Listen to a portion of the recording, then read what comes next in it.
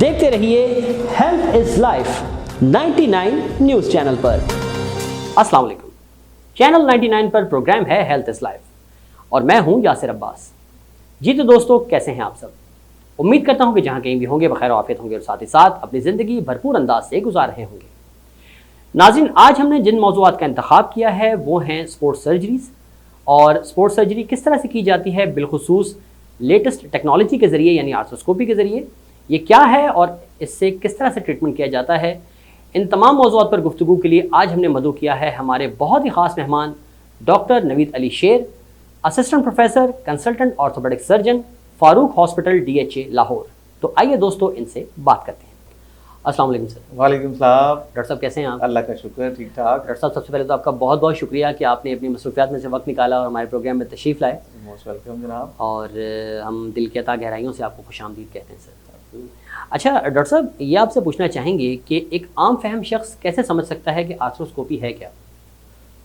Actually treatment modalities के हवाले से आपने देखा होगा कि पिछले कुछ सालों से बहुत ज़्यादा रिसेंट टेक्नोलॉजी एडवांसमेंट्स इंट्रोड्यूस हुई हैं। उसकी मिसाल मैं ऐसे दूंगा, इससे पहले जनरल सर्जरी में एक ट्रीटमेंट था लेप्रोस्कोपी का, कि पित्ते का ऑपरेशन कैमरे के साथ हुआ है। जी जी। उसी तरह की टेक्नोलॉजी अब डिफरेंट स्पेशलिटीज़ ऑफ सर्जरी उन्होंने भी इन्वॉल्व की है। जैसे न्यूरो सर्जरी है, स्पाइन है, उसी तरह से जॉइंट्स के जो ऑपरेशन हैं कैमरे के साथ, यानी कि बगैर चीरा लगाए हुए। आज से को 5 साल पहले चले जाएं, पाकिस्तान में इवन इस टेक्नोलॉजी को कोई नहीं जानता था, लेकिन इसने बड़ी तेज़ी से तरक्की की है। उसका फ़ायदा ये है कि मरीज़ के जॉइंट पे चीरा नहीं लगता, 2 छोटे छोटे से सुराख होते हैं। उस सुराख से जाके मरीज़ के जो घुटने के, जोड़ के या शोल्डर के जो मसाइल हैं उसको हल करके हम बड़ा आसानी से पेशेंट के प्रॉब्लम को सॉल्व कर लेते हैं। इस टेक्नोलॉजी को हम आर्थ्रोस्कोपी कहते हैं। आर्थ्रोस्कोपी का मतलब ये है कि आर्थ्रो स्टैंड फॉर जॉइंट और स्कोपी का मतलब है कि कैमरा उसके अंदर से इंजेक्ट करके हम उसको सर्जरी कर लेते हैं। तो इस टेक्नोलॉजी का नाम इज़ आर्थ्रोस्कोपी। ठीक। अच्छा, तो डॉक्टर साहब इसमें भी आप क्या समझते हैं कि दिन ब दिन जिद्दत आ रही है? जी जी, बिल्कुल ऐसे ही है। जैसे आप रिसेंट टेक्नोलॉजी, मोबाइल फ़ोन देखें, गाड़ियाँ देखें, हर चीज़ में जिद्दत आ रही है। जी जी। नोकिया आज से कोई 10-12 साल पहले किंग था मोबाइल मार्केट का। जी जी। नोकिया को कोई जानता ही नहीं है। लोग एंड्रॉयड पे आए हैं, एंड्रॉयड के बाद आईफोन है, उसमें भी जिद्दत आ रही है, गाड़ियों में जिद्दत आ रही है। इसी तरह से सर्जरी की जो मोडेलिटीज़ हैं उसमें बड़ी तेज़ी से जिद्दत आ रही है। Arthroscopy is a technique. इस टेक्निक के साथ जो गैजेट्स यूज़ होते हैं उन गैजेट्स में बड़ी जिद्दत आ रही है। ऐसे लेटेस्ट गैजेट्स आ रहे हैं कि बड़ी क्विकली पेशेंट रिकवर करता है अपने मसाइल से, रिकवरी के हवाले से, और पेन के मामला बड़ी जल्दी सेटल हो जाते हैं। चांसेस ऑफ इन्फेक्शन वो इसमें बड़े कम हो जाते हैं। तो इस जिद्दत का मकसद यही है कि हमने पेशेंट को अपने सर्जिकल इंटरवेंशन से as soon as possible recovery की तरफ लाना है और उसको कम से कम जो है वो तकलीफ होनी चाहिए। ठीक। अच्छा, तो डॉक्टर साहब ब्लड लॉस के हवाले से अगर बात की जाए, क्योंकि नॉर्मली आपने देखा होगा कि जैसे ओपन सर्जरीज जब होती हैं यानी जिसे चीरे वाली सर्जरी कहते हैं, तो उसमें ब्लड लॉस बहुत हो जाता है। तो आया कि इसमें भी बहुत किफ़ायत हो जाती है? नहीं, इसमें इसका अगला जो एडवांटेज है वो यही है। एक तो ज़ख्म का साइज़ एक स्टिच का है, और जब ज़ख्म का साइज़ छोटा है तो उसकी वजह से ब्लड लॉस भी कम से कम है। मिनिमम सॉफ्ट टिश्यू डिसेक्शन और इवन बोनी अगर हमने कोई इंटरवेंशन करनी है, कोई टनल बनानी है, तो वो भी बड़ी छोटी सी, बड़ी प्रिसाइज होती है। तो ब्लड लॉस मैं ये समझता हूँ कि बहुत ही निगलिजिबल होता है। और आम तौर पे हमें रिगार्डिंग जैसे सर्जरी में होता है कि 1 बोतल का इंतज़ाम कर लो, 2 का इंतज़ाम कर लो, इस वाली सर्जरी से मेरा अल्हम्दुलिल्लाह वो 1200 से ज़्यादा हमने आर्थ्रोस्कोपी के ऑपरेशन कर चुके हैं। तो उसमें अभी तक मुझे किसी भी पेशेंट के लिए कोई ऐसा नहीं मैनेज करना पड़ा कि आपका खून बहुत ज़्यादा लॉस हो गया और आप खून का इंतजाम कर रहे हैं, अपने मरीज़ को खून लगाना। तो ये भी उसका एक बहुत बड़ा एडवांटेज है कि मरीज़ का ब्लड लॉस बहुत मिनिमम होता है। ठीक, ये तो खैर बहुत ही अच्छी बात है। अच्छा डॉक्टर साहब, अमूमी तौर पर कौन कौन से ऐसे ऑपरेशन हैं जो आर्थ्रोस्कोपी के ज़रिए हो जाते हैं? जी बिल्कुल ठीक है। अच्छा, तो ये आर्थ्रोस्कोपी बेसिकली जोड़ का ऑपरेशन है। इसमें शोल्डर के ऑपरेशन, शोल्डर में जोड़ का बार बार निकल जाना, इसको शोल्डर जॉइंट इंस्टेबिलिटी कहते हैं। कैमरे के साथ इसमें कुछ हमारे पास बहुत ही जिद्दत वाले टांके जिसको सूचर एंकर कहते हैं, उसके साथ जो टिश्यू वहाँ से टीयर आउट हो जाता है उसको हम रिपेयर कर देते हैं। इंस्टेबिलिटी वाला सर्जरी होती है रोटेटर कफ, जो कि शोल्डर का मसल्स का एक कम्प्लेक्स है अराउंड आगे पीछे और ऊपर नीचे इस तरह जो उसको स्टेबल करता है और मूवमेंट प्रोवाइड करता है। उसका भी कई दफ़ा स्पोर्ट्स इंजरीज में या कई ओल्ड एज पेशेंट्स में टीयर आ जाता है, तो उसको भी हम इससे रिपेयर कर लेते हैं। इसके अलावा फ्रोजन शोल्डर के मामला आता है, मोटा चलता नहीं है जी, बिल्कुल जाम हो गया, कोई हरकत नहीं है, मौके पे ही मैं आपको कुछ सर्जरीज की वीडियो भी आपको दिखाऊंगा, उसमें हम देखेंगे कि पेशेंट को विद इन मतलब 30-40 मिनट्स कहाँ बिल्कुल मूवमेंट नहीं है और उसके बाद पेशेंट की फुल रेंज मूवमेंट आ जाती है। तो इसी तरह से नी की सर्जरीज हैं, लिगामेंट के टीयर्स हैं, उनको रिपेयर करना, उनको रिकंस्ट्रक्ट करना, मेनिस्कस इंजरीज हैं उनको रिपेयर करना, मल्टी लिगामेंटस इंजरीज हैं या इवन कई बोनी इशूज हैं, लूज बॉडीज रिमूवल, इन सारी चीज़ों की सर्जरीज हम आर्थ्रोस्कोपी के साथ कर लेते हैं। एंकल के हवाले से भी बहुत ज़्यादा काम इस पर जारी है, एंकल रेस्ट और एल्बो के हवाले से उसमें भी बहुत सारे ऐसे ऑपरेशन हैं जो हम आर्थ्रोस्कोपी के साथ कर सकते हैं। ठीक। अच्छा डॉक्टर साहब, अगर मैं गलत नहीं हूँ तो ये इस्लाह फरमाइएगा कि इसी को की होल या मिनिमल इन्वेसिव सर्जरी भी जी जी बिल्कुल ऐसी है, इसको की होल सर्जरी या मिनिमल इन्वेसिव सर्जरी कहते हैं। ठीक। अच्छा डॉक्टर साहब, ख़ास तौर पर घुटने की अगर बात की जाए, क्योंकि नॉर्मली जो मसाइल देखने में आते हैं बहुत ज़्यादा, तो वो घुटने के मसाइल ज़्यादा हैं कि अमूमी तौर पर कई लोग ऐसे हैं कि जिनके जोड़ जो हैं वो बहुत ज़्यादा हरकत के काबिल जब नहीं रहते, तो मोस्ट ऑफ इट तो ऐसे पेशेंट्स हैं कि जो रिप्लेसमेंट की तरफ भी नहीं जाते। जी जी बिल्कुल। तो आप क्या समझते हैं कि सर मिनिमल इन्वेसिव सर्जरी के ज़रिए हम कुछ ऐसा रिजल्ट ले सकते हैं कि उन मतलब जॉइंट्स की लाइफ को हम बढ़ा सकें? जी जी बिल्कुल ऐसे ही है। इसमें इस सर्जरी को हम कहते हैं time buying procedure. Okay. Arthritis की आप बेसिकली आपका क्वेश्चन था आर्थराइटिस से रिलेटेड। आर्थराइटिस की 4 स्टेजेस होती हैं। उन 4 स्टेजेस में से जो लास्ट स्टेज है उसके लिए तो सीधी सी इंटरवेंशन है जॉइंट रिप्लेसमेंट सर्जरी। लेकिन जो पहली 3 स्टेजेस हैं उसमें हम पेशेंट को बगैर सर्जरी के रिप्लेसमेंट से मैनेज कर सकते हैं। कुछ इंजेक्शंस हैं, कुछ मेडिकेशंस हैं, उनका हम जो है वो डिटेल में फिर किसी टॉक में तज़किरा करेंगे। लेकिन सर्जरी में आर्थ्रोस्कोपी के हवाले से उसमें हम इसको कहते हैं आर्थ्रोस्कोपिक डिब्राइडमेंट। ओके। आर्थराइटिस के साथ जो वियर एंड टियर है जॉइंट के अंदर, उसको हम डिब्राइड कर देते हैं, वो सारा टियर वॉश आउट हो जाता है और उसके बाद हम पेशेंट को कुछ विस्को सप्लीमेंटेशन के साथ जॉइंट को मूव कर देते हैं। तो उस जॉइंट की लाइफ को हम बढ़ा सकते हैं उस वक्त तक जब तक पेशेंट ज़हनी तौर पे जॉइंट रिप्लेसमेंट के लिए तैयार होता है या उसको कोई फाइनेंसिस का इशू है, बाकी सारी चीज़ें मैनेज करके हम जो है पेशेंट की लाइफ इसी जॉइंट की काफ़ी हद तक इंक्रीज कर सकते हैं। ठीक। अच्छा डॉक्टर साहब, लिगामेंट्स के हवाले से जैसा कि आपने अभी बात की, तो लिगामेंट के हवाले से बहुत ही मशहूर जिनका तस्करा होता है विच इज़ ACL और PCL। यस। तो मैं आपसे ये पूछना चाहूँगा सर कि ACL, PCL और ख़ास तौर पे मेनिस्कस के हवाले से एक तो हमारी आवाम को आप ये भी बताइए कि ये तीनों चीज़ें हैं क्या, क्योंकि जाहिर सी बात है कि हम कोशिश करते हैं कि बहुत ही सतह पर जो है वो बातचीत की जाए ताकि आम फहम लोग भी इसको समझ सकें। तो एक तो इन तीनों के बारे में बताएं कि ये हैं क्या और घुटने में इनकी अफादियत क्या है, और अगर इनमें कोई नुकसान हो जाए तो आर्थ्रोस्कोपी के ज़रिए इनका इलाज कैसे किया जाता है? तो ठीक है। घुटने के अंदर बेसिकली स्टेबिलिटी के लिए 4 मेन लिगामेंट्स होते हैं। आगे वाले को ACL कहते हैं, पीछे वाले को PCL कहते हैं, साइडों पे कुछ लिगामेंट्स होते हैं, उसमें MCL है, लैटरल वाले को लैटरल कोलैटरल लिगामेंट, या इसके साथ एसोसिएटेड और भी कुछ छोटे छोटे लिगामेंट्स होते हैं। इन लिगामेंट्स का काम है जॉइंट को स्टेबल रखना चलने फिरने में, और जॉइंट की मोबिलिटी कि जब आप चलते हैं जॉइंट में स्टेबिलिटी रहती है, मूवमेंट सिमेट्रिकल होती है और पेशेंट बगैर किसी दुश्वारी के चल लेता है। और जहाँ तक बात है मेनिस्कस की, meniscus is just like a cushion. जैसे चेयर पे आप बैठे हैं, आपको यू आर कंफर्टेबल जब तक आपका कुशन ठीक है।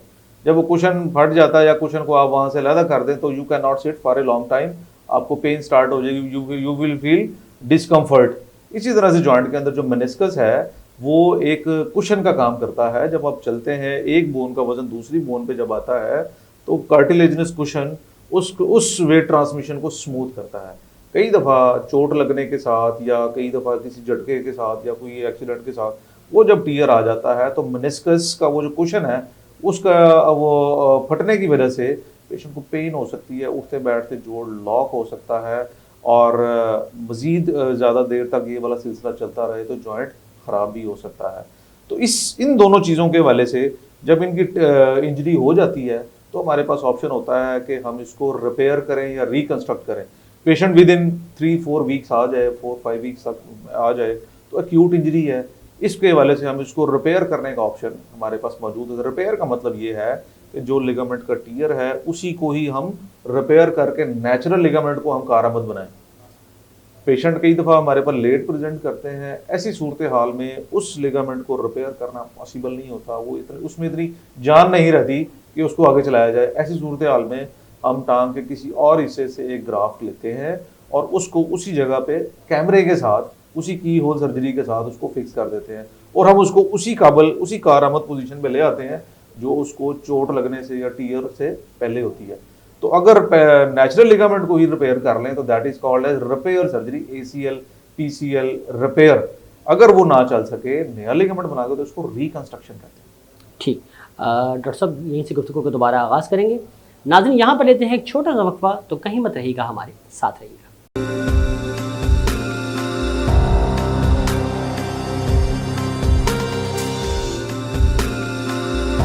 देखते रहिए health is life 99 news channel पर। वेलकम बैक नाज़रीन, डॉक्टर नवीद अली शेर इस वक्त हमारे साथ स्टूडियो में मौजूद हैं, तो आइए गुफ्तगू का दोबारा आगाज़ करते हैं। अच्छा डॉक्टर साहब, ये आपसे पूछना चाहूँगा कि घुटने के हवाले से तुमने काफ़ी तफसीली बात कर ली, शोल्डर के हवाले से अगर बात की जाए तो अभी आप बता रहे थे कि कई ऐसे अफराद हैं कि जिनका शोल्डर डिसलोकेट हो जाता है या बार बार उतर जाता है, तो आया मुझे ये बताइए कि उसके बाद अगर आर्थ्रोस्कोपी के थ्रू हम उसका ट्रीटमेंट करते हैं तो क्या उसके दूरस्थ नताइज हैं, यानी इस बात की गारंटी होती है कि वो दोबारा नहीं उतरेगा? हाँ जी, असल में शोल्डर का अगर आर्थ्रोस्कोपी से प्रोसीजर करे और स्पेसिफिकली फॉर इंस्टेबिलिटी, तो बड़े अच्छे रिजल्ट्स हैं। हमने तकरीबन almost hundreds of patients manage किए हैं और विद माय पर्सनल एक्सपीरियंस, एक तो आपको इंटरनेशनल लिटरेचर मिल जाता है रिगार्डिंग एनी प्रोसीजर, उसकी सक्सेस रेट क्या है और उसकी आगे रिसर्च बेस्ड, हाँ यस, कि पेशेंट अपनी स्पोर्ट्स को रिज्यूम कर सकता है या नहीं कर सकता। एक हमारा पर्सनल एक्सपीरियंस जो कि हमारे पेशेंट हमें बताते हैं जी हमें कितना आराम है और हम क्या कर रहे हैं क्या नहीं कर रहे। अल्हम्दुलिल्लाह हंड्रेड्स में से मेरे पास एक पेशेंट ऐसा आया था जिसको दोबारा से इंस्टेबिलिटी की कंप्लेन हुई थी। उसकी वजह भी ये थी कि पेशेंट मोटरसाइकिल चलाते हुए उसका कोई बैलेंस खराब हुआ, वो गिर गया और शोल्डर के बल ही गिरा। जिस शोल्डर के बल गिरा था उसको दोबारा फिर उसी तरह की कंप्लेन आना शुरू हुई। उसको भी हमने ऑन किया, उसके फिर किसी और टेक्निक के साथ उसको किया, अल्हम्दुलिल्लाह इज आल्सो फाइन।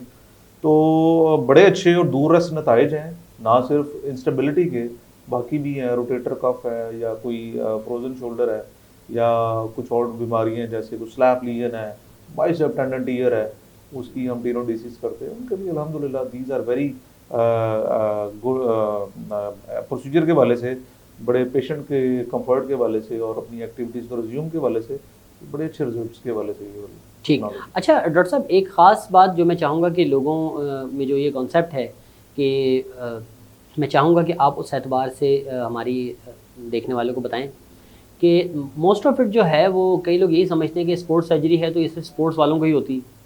तो इस हवाले से मैं चाहूँगा कि आप बता दें कि वो क्या क्या वजूहात हैं कि जिनकी वजह से आप स्पोर्ट्स इंजरी का शिकार हो सकते हैं। हाँ जी, बिल्कुल ऐसे ही है जी कि ये स्पोर्ट्स इंजरीज नाम सिर्फ स्पोर्ट्स प्लेयर्स के लिए नहीं है, लिगामेंट्स सब इंसानों के होते हैं। ज़्यादा नाम इसलिए रखा हुआ स्पोर्ट्स इंजरी क्योंकि ये स्पोर्ट्स प्लेयर्स में कॉमन है, लेकिन जो रूटीन में जो लोग हैं, कई दफ़ा ACL का टीयर मोटरसाइकिल चलाते हुए भी हो रहता है, कई दफ़ा कोई ऐसा चलते फिरते कोई झटका लगता है घुटने के अंदर, तो उसके साथ भी इसकी इंजरी हो सकती है। मेनिस्कल इंजरी के टीयर्स जो हैं वो कई दफ़ा डिजेनरेटिव टाइप भी होते हैं। तो ज़रूरी नहीं है कि स्पोर्ट्स प्लेयर के लिए, बाकी रूटीन के जो लोग हैं उन सब में भी ये वाली स्ट्रक्चर्स होती हैं और बाकी एक्टिविटीज़ के साथ उनमें भी ये वाली इंजरीज हो सकती हैं। तो स्पोर्ट्स सर्जन के हवाले से ये है क्योंकि ये स्पोर्ट्स प्लेयर्स ज़्यादातर उनसे ही ट्रीटमेंट करवा रहे होते हैं और उनका एक्सपीरियंस उसी स्पेशलिटी में ज़्यादा है। स्पोर्ट्स सर्जरी एक emerging super speciality of orthopaedic, तो जिस शोबे पे आप काम करेंगे उसी में आपका एक्सपीरियंस होगा और जितना ज़्यादा आपका एक्सपीरियंस बढ़ता जाता है एक स्पेशलिटी के हवाले से, उतने बेहतर तरीके से आप वो बीमारी को मैनेज कर लें। ठीक, अच्छा डॉक्टर साहब, मेनिस्कस के हवाले से भी आपने बात की, जैसा कि हम देखते हैं कि ACL और PCL है तो उसको तो हम रिकंस्ट्रक्ट कर लेते हैं, तो आया क्या मेनिस्कस के साथ भी ऐसा है? जी, मेनिस्कस के हवाले से हमारे पास ट्रीटमेंट के 2 ऑप्शंस होते हैं। टीयर की भी कई तरह की टाइप्स हैं, अगर हम क्लासीफाई करें कुछ 7-8 तरह की बनती हैं। तो उनमें से कुछ ऐसे टीयर होते हैं जिनको हम रिपेयर कर लेते हैं और रिपेयर भी हम की होल सर्जरी से करते हैं। कुछ स्पेशल किस्म की डिवाइसेस आती हैं जिनके अंदर कुछ स्टिच होते हैं, बिल्ट इन स्टिच, जो कि हम उस टीयर में से एंगेज करते हैं, जैसे कोई कपड़े का कोई वो फटा हुआ हिसाब सुई से सी रहे होते हैं, इसी तरह की डिवाइस के साथ हम वो स्टिचेस कैमरे के साथ विद की होल सर्जरी वो हम लगा देते हैं। कई दफ़ा टीयर इस तरह का होता है जो कि रिपेयरेबल नहीं होता, तो उसको फिर हमें वहाँ पे कैमरे के साथ हम उसकी सफाई कर देते हैं। सफाई से मुराद ये है कि वो टीयर वाला हिस्सा जॉइंट के अंदर अटके ना, जब वो अटकेगा नहीं तो जॉइंट की खराबी के यानी सर ट्रिमिंग कर देते हैं उसकी? ट्रिमिंग कर देते हैं, मैंने इसको इंग्लिश में जी जी जी, मैंने स्पेशल, वो तो इसका टेक्निकल नाम है। टेक्निकल नाम, सादा अल्फाज में उसकी सफाई कर देते हैं कैमरे के। जी जी। अच्छा डॉक्टर साहब, क्या ऐसा हो सकता है कि पूरा अगर मेनिस्कस आपने साफ कर दिया या ट्रिम कर दिया तो तब भी जॉइंट जो है वो स्टेबल रहे? बहुत कम ऐसा होता है। मेरे जो एक्सपीरियंस में अल्हम्दुलिल्लाह बहुत सारे हंड्रेड्स ऑफ केसेस मैंने मेनिस्कस के मैनेज किए हैं। कोई किसी एक केस में भी ऐसी ज़रूरत नहीं पड़ी कि पूरी की पूरी मेनिस्कस को निकाल दिया जाए, लेकिन उसमें ट्रीटमेंट ऑप्शंस में यही है कि डेफिनेटली जितना ज़्यादा मेनिस्कस का हिस्से की हम सफाई कर देंगे उतना कुशन वो कमज़ोर हो जाता है, फिर बोन टू बोन कॉन्टैक्ट ज़्यादा होता है, जैसे घुटने की मूवमेंट होती है, वियर एंड टियर ज़्यादा होगा और वो सारी चीज़ें आर्थराइटिस की तरफ ले जाती हैं। तो बेस्ट इज़ कि आप मेनिस्कस जितनी ज़्यादा प्रिजर्व हो सकती है और सेव करने का जितना ज़्यादा आपके पास चांस है और पेशेंट अफोर्ड भी कर सकता है उस ट्रीटमेंट को, तो उसको रिपेयर करना चाहिए। ठीक। अच्छा डॉक्टर साहब, चूँकि इस वक्त हम प्रोग्राम के आखिरी हिस्से में दाखिल हो रहे हैं, तो मैं चाहूँगा कुछ सवालात जो आपकी ज़ाती ज़िंदगी से मुताल्लिक़ हैं वो भी किए जाएँ। डॉक्टर साहब, इसी शोबे का इंतखाब क्यों किया? बेसिकली मैं ये समझता हूँ कि इंसान को वैसे तो बहुत सारे और भी ऑप्शंस ऑर्थोपेडिक के वाले थे, 7 तरह की स्पेशलिटीज़ है, स्पाइन है, आर्थ्रोप्लास्टी है, पीडियाट्रिक्स ऑर्थोपेडिक है, hand and upper limb surgery है, स्पोर्ट्स सर्जरी एक इमर्जिंग स्पेशलिटी है। मैंने बहुत सारे ऐसे पेशेंट्स को देखा था ड्यूरिंग माई ट्रेनिंग और ड्यूरिंग माई रूटीन लाइफ के बड़े चीरे की सर्जरी के साथ उनके आउटकम अच्छा नहीं मिला और इस तरह से जो है वो लोगों को अच्छे इलाज की उनकी ख्वाहिश होती थी लेकिन नहीं मिलती। तो उस चीज़ को परखते हुए मैंने सोचा को इस स्पेशलिटी में काम किया जाए, इसमें बहुत ज़्यादा हमारे माशरे में ज़रूरत है। अभी भी आप देख लें बड़े बड़े शहरों में, कराची में आपके पास कितने स्पोर्ट्स सर्जन हैं जिनको आप जानते हैं, लाहौर में कितने ऐसे स्पोर्ट्स सर्जन जिनको हम जानते हैं, बहुत ज़्यादा पेशेंट्स हैं और इनकी मैनेजमेंट के लिए मैं समझता हूँ कि अभी भी जो है बहुत ज़्यादा स्पेस सर्जन्स के लिए, स्पोर्ट्स सर्जन्स के लिए जगह खाली है, ताकि इन हमारे माशरे के लोगों को हम बेहतर तरीके से मैनेज कर लें। क्योंकि हमारे ज़्यादातर स्पोर्ट्स इंजरी के यंग पेशेंट्स हैं, these are the earning hands of their family.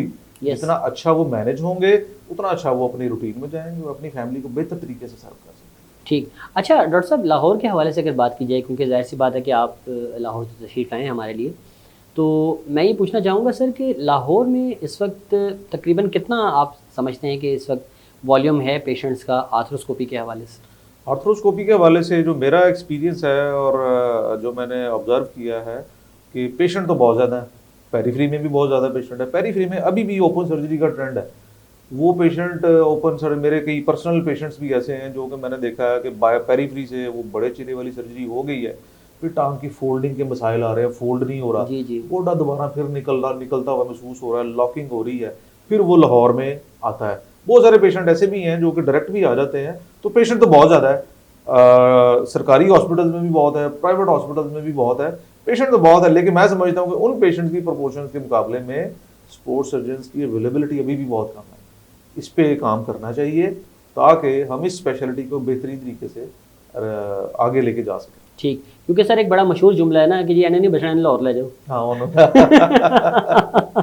ये भी मुंह में तो ये भी बिल्कुल ऐसी है। तो जाहिर सी बात है कि जिस तरह सिंध में जो है वो कराची सर्व कर रहा है, इसी तरह लाहौर पंजाब में बहुत इस वक्त सर्व कर रहा है और यकीनन उसमें बहुत बड़े बड़े नाम हैं। अच्छा सर, जहाँ जिस हॉस्पिटल से आप मुंसलिक हैं यानी फारूक हॉस्पिटल DHA, तो वहाँ का अपना एक्सपीरियंस बताएं, कैसा है और कैसा हॉस्पिटल है और क्या क्या चीज़ें वहाँ हो रही हैं और आप वहाँ कब कब खिदमत अंजाम देते हैं? जी बिल्कुल है। फारूक हॉस्पिटल DHA एक state of the art hospital है और लाहौर की एक बेहतरीन लोकेशन DHA भट्टा चौक पे वहाँ पे वाक़या है। और हम जो उसके वाले से हमारा जो एक्सपीरियंस है कि largest private sector hospital in Lahore, हर तरह की स्पेशलिटीज़ हैं, हर तरह की डायग्नोस्टिक फैसिलिटीज़ वहाँ पे अवेलेबल हैं और पेशेंट के स्टे के हवाले से रूम की भी डिफरेंट तरह की कैटेगरीज है। जो आपको पेशेंट सूट करता है, रूम सूट करता है, आपकी पॉकेट के मुताबिक वो आप सिलेक्ट कर सकते हैं। और ऑपरेशन थिएटर टेक्नोलॉजी के हवाले से और मशीनरी के हवाले से शानदार है, बेहतरीन तरीके से वहाँ पे आप अपना ट्रीटमेंट ले सकते हैं। ठीक। अच्छा तो डॉक्टर साहब फिर तो यकीनन महंगा भी बहुत होगा?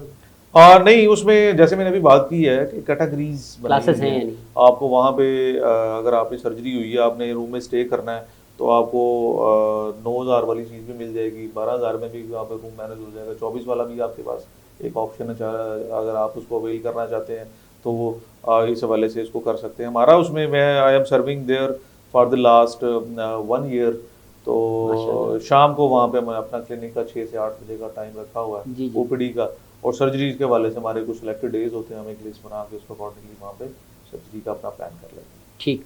अच्छा डॉक्टर साहब, यकीनन हर एक शख्स की कामयाबी में उनके असातिज़ा का बहुत बड़ा हाथ होता है। जी जी बिल्कुल। तो आप अपने असातिज़ा के मुतालिक क्या कहना चाहेंगे? जी जी, मैं ये समझता हूँ कि आपको आपके सवाल को मैं एक थोड़ा सा ऊपर लेवल पे जाकर डिस्कस करूँगा कि कोई भी तालिब इल्म या कोई भी कामयाब शख्स आपको उस्ताद के बगैर नहीं मिलेगा। मेरी कामयाबी के पीछे 3 मैं समझता हूँ कि मेरे उस्ताद का रोल है। उनमें से एक जो सबसे मेन किरदार है वो प्रोफेसर मियां मोहम्मद हनीफ, जो कि लाहौर में ही होते हैं और सरकारी एक हॉस्पिटल के इंचार्ज भी हैं। अपनी स्पेशलाइजेशन के बाद मैंने उनको ज्वाइन किया, और जब मैंने उनको ज्वाइन किया था तो मेरी सर्जिकल स्किल्स और स्पेशलिटीज़ इतनी डेवलप नहीं हुई थी, लेकिन जैसे मैंने उनको ज्वाइन किया विद इन ए ईयर्स उन्होंने मुझे ज़मीन से उठा के आसमान पे ले लिया। डायरेक्ट उनकी टीचिंग है, क्लिनिकल स्किल्स के हवाले से उनका नॉलेज बहुत शानदार है, और ना सिर्फ ये, इंसानियत के हवाले से भी मैंने उनमें बड़ी चीज़ देखी। आप उनके कमरे में कभी जाके देखें, एक तो होता है ना कि प्रोफेसर के कमरे में ब्रीज अंदर दाखिल नहीं हो सकता बगैर इजाज़त के लिए, आपको बताना पड़ेगा, बाहर बैठना पड़ेगा, लो जी प्रोफेसर साहब बुलाएंगे तो आप जाएंगे। लेकिन आप अगर कभी उनको विजिट करें तो उनके कमरे में रश लगा होता है, किसी को पाबंदी नहीं है, जिसका दिल करता है जाके अपना ओपिनियन ले सकता है, अपना मसला बता सकता है, और हर बंदे की बात वो बेहतरीन तरीके के साथ सुनते हैं। एक उसी तरह से जिस तरह एक अमीर बंदे की बात सुन रहे हैं, एक गरीब आदमी की बात, ये बहुत बड़ी बात तवज्जो के साथ सुनते हैं। एक तो प्रोफेसर मियां मोहम्मद हनीफ हैं, दूसरा ब्रिगेडियर डॉक्टर खालिद मसूद हैं। हाँ, उनको मैं वो मेरे मेंटोर हैं in hand and upper limb surgery. बाकी सारी चीज़ें तो हमारे उस सेटअप में बड़ी अच्छी मैनेज हो रही थी, लेकिन जो शोल्डर आर्थ्रोस्कोपी है या अपर लिम्ब के जो केसेस थे उसके वाले से मैंने जो अपनी एक्सपर्टीज़ को इन्हांस करने के लिए ब्रिगेडियर डॉक्टर खालिद मसूद साहब को ज्वाइन किया, जो कि CMH hand and upper limb surgery department है वहाँ पे, उसके उस वक्त इंचार्ज थे, आजकल वो रिटायर हो गए हैं। तो उनके साथ मैंने 1 साल काम किया है, तो वहाँ से हमने अपनी सर्जिकल स्किल्स को डेवलप किया। और during my training professor doctor Rana Mohammad Arshad बड़े नफीस और बड़े शफीक इंसान है, एक वालिद की तरह मुझे मतलब उनकी मैं इज़्ज़त करता हूँ, बड़े इंसानियत के हवाले से भी, खिदमत के हवाले से भी उनका एक बड़ा किरदार है। तो मैं समझता हूँ कि जिस पोजीशन पे आज मैं काम कर रहा हूँ, इन तीनों ने मिल के जो है उसमें एक बड़ा रोल प्ले किया। माशाल्लाह। अच्छा सर, जाते जाते मैं चाहूँगा कि एक ख़ास पैगाम जो आप हमारे नाजरीन को देना चाहें। नाजरीन के हवाले से जो मेरा मैसेज है वो ये है कि बाकी जिस तरह बीमारियां हैं, मेडिसिन की हैं, शुगर है, ब्लड प्रेशर है और दिल की बीमारियां हैं, ऑर्थोपेडिक की भी बीमारी के हवाले से मेरा ये मैसेज है कि अच्छा इलाज कराएं, एक दफ़ा कराएं, बार बार नहीं कराना। और मुतलका जैसे मैंने देखा है कि बहुत सारी मिथ्स होती हैं, बहुत सारे पेशेंट ऐसे हैं जो कि क्विक ट्रीटमेंट लेके आए होते हैं, फ्रैक्चर हो गया या कोई ऐसा घुटने का पट्ठा टूट गया या कोई मेनिस्कस इंजरी हो गई है, तो पट्टियाँ करा करा के और दवाइयाँ खा खा के आपका स्टमक भी ख़त्म हुआ होता है, आपका किडनीज भी मुतासर हुए होते हैं, और आपका मसला पहले से वक्त गुजरने के साथ साथ ख़राब होता जाता है। अच्छा इलाज कराएं, हर तरह के डॉक्टर्स मार्केट में आजकल आपके शहरों में हर जगह पे अवेलेबल हैं। बीमारी को ख़राब होने से पहले अगर एक अच्छे तरीके से ट्रीट कर लिया जाए तो उसके ज़्यादा अच्छे रिजल्ट होते हैं। ऑपरेशन एज ए सर्जन हम ऑपरेशन करते हैं, मैं ये समझता हूँ कि सर्जरी का जो रिज़ल्ट है वो पहली सर्जरी का ही अच्छा होता है, उसके बाद रिवीजन सर्जरी, दूसरी रिवीजन है, तीसरी रिवीजन है, चौथी है, 5वीं है, वो एक कंप्रोमाइज़ तो ज़रूर होता है। आपकी ख़राब कंडीशन को तो बेहतर किया जा सकता है, लेकिन जो असल रिज़ल्ट है, जो बेहतरीन किस्म का रिज़ल्ट है, जिसको लोग कहते हैं कि कितनी बेहतर तरीके से, मैं समझता हूँ कि 90-95 इससे भी ज़्यादा जो अच्छे रिजल्ट्स हैं वो पहली सर्जरी से रिसीव हो सकते हैं। तो अच्छा इलाज कराएं, पहली अटैम्प्ट में कराएं और वर्कअप करके कराएं। ठीक, डॉक्टर साहब का बहुत बहुत शुक्रिया, इंतहाई मशकूर, इंतहाई ममनून कि आपने टाइम दिया, और आपका बहुत बहुत शुक्रिया एक बार फिर। वेलकम। जी हाँ नाज़रीन, ये थे डॉक्टर नवीद अली शेर, assistant professor consultant orthopaedic surgeon, Farooq hospital DHA Lahore. आपको हमारा प्रोग्राम कैसा लगा, अपनी राय का इजहार ज़रूर कीजिएगा, और साथ ही साथ एक अपील कि अगर अभी तक आपने हमारा चैनल सब्सक्राइब नहीं किया तो उसे ज़रूर सब्सक्राइब कीजिए, और साथ ही साथ बेल आइकन को लाजमी दबाइए ताकि हमारा हर नया नोटिफिकेशन आप तक बर वक्त पहुँच सके। अपने मेज़बान यासिर अब्बास को दीजिए इजाज़त। अल्लाह हाफ़िज़।